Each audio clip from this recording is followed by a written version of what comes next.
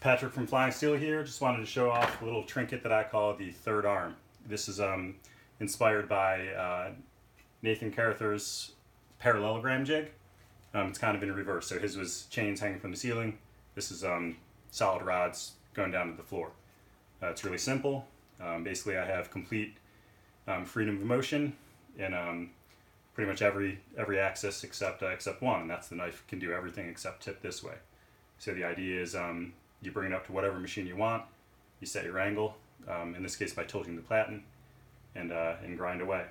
As you see, it's incorporates a pretty standard carbide filing jig, and there's one screw with two pins that connects the knife to the arm, and loosen that screw, flip it over, bingo. Again, it's precision dowel pins with precision reamed holes that get everything lined up. It's the screw is just there to hold it down.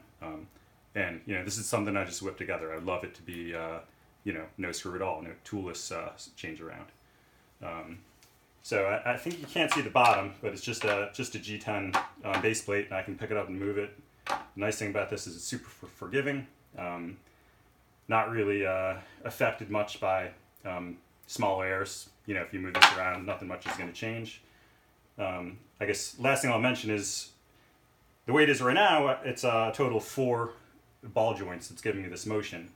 And I'm able to, unlike a standard jig that sits on a work rest, I am able to tip the knife this way. So I can bring the tip up as I get to the belly of the knife. But that can be changed by simply changing one of these joints to a hinge that moves this way, but not this way, and that'd be probably this one up front, or maybe this one here. You would have a system that keeps the knife from tipping that way, so that the grind lines will be parallel. Technically not parallel, but mostly parallel. Probably unnoticeable to the eye. Yeah, the thing I love about this, it's really pretty simple. Can be moved around. You can pick it up, bring it from machine to machine. You don't need any work rest at all. It incorporates the filing guide, so you're getting the perfect plunge lines. And you got your hands on the knife, so it still feels like you're holding the knife. You're manually grinding. You're grinding by hand. So you have a level of kind of intimacy with the grind that you don't really get with some other things. This is just the beginning, just kind of a test of the concept. In fact, the few times that I've used this, I've clamped big bar clamps to the side to use as handles. So that's something, the next thing I'll be doing is incorporating some kind of handles, and it's really nice to be able to get this big wide area of control. Gives you a lot of control when you're grinding. So maybe try to give you a close-up of what's going on here.